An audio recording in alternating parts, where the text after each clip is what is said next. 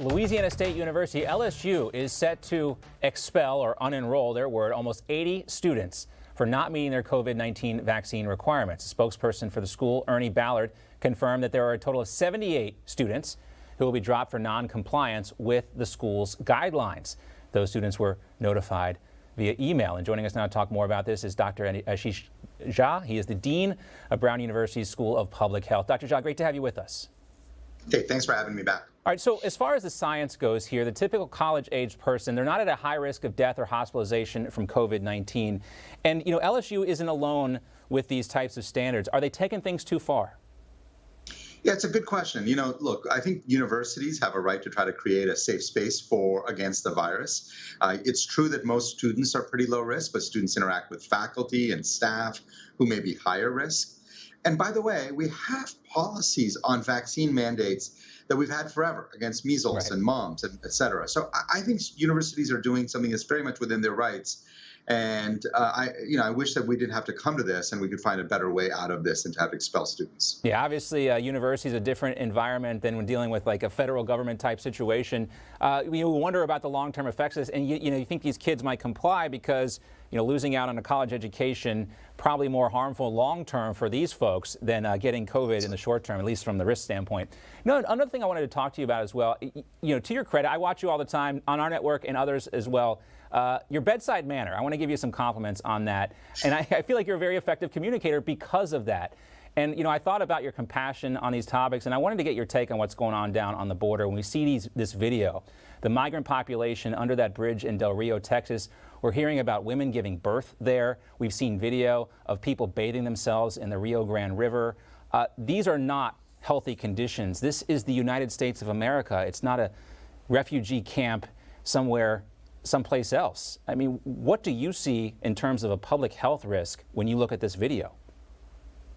Yeah, it's awful, right? This is not where we should be as a country. We should not have scenes like that.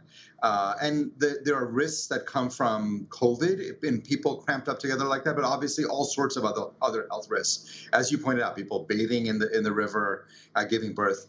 We've got to do a much, much better job of dealing with migrants who show up on our borders, taking care of them, testing them for COVID and isolating ones that are infected, making sure people have sanitary conditions. I don't know all the details of why we're failing as badly as we are there, but we've got to do better. Right. There's the issue of them, in the border. That's a whole other separate issue. But the fact is they are here now, and they are on our soil. And this is really a government-run facility, for lack of a better term. It is now the responsibility of the U.S. federal government to deal with this situation. It doesn't look like they are doing that. Another topic, too, I wanted to discuss with you. We were talking about these monoclonal antibody treatments. And again, not getting into the politics of this, we did hear from Ron DeSantis say that maybe later on in the winter, the need will be greater in other states besides these southern states. Do you see that as a likely trend? Yeah, I do. Look, so let's talk about the science behind monoclonal antibodies. They work really well at preventing hospitalizations and deaths. They're not 100%, but they are good for high-risk individuals. So if you get infected and you get to them early enough, they make a difference in preventing hospitalizations and deaths. That's the good news. And therefore, and by the way, they're mostly used in unvaccinated people, but a few vaccinated people who are high risk may benefit from them as well. I do expect to see more of them being used. I still think there's no doubt about it. The science is clear that getting vaccinated is still a much, much better approach, because then you're basically making your own natural antibodies. But if you have not gotten vaccinated, it is definitely one path that you can pursue. It's not going to be as good as having a natural immunity, but it is helpful.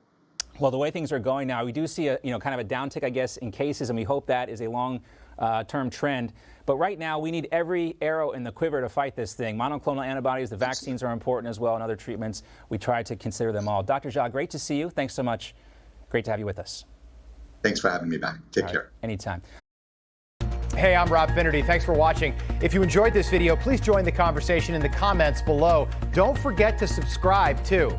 Hit the bell icon to be alerted to breaking news. And remember, there's a whole lot more on Newsmax TV, America's fastest growing cable news network. Newsmax TV, where real news for real people.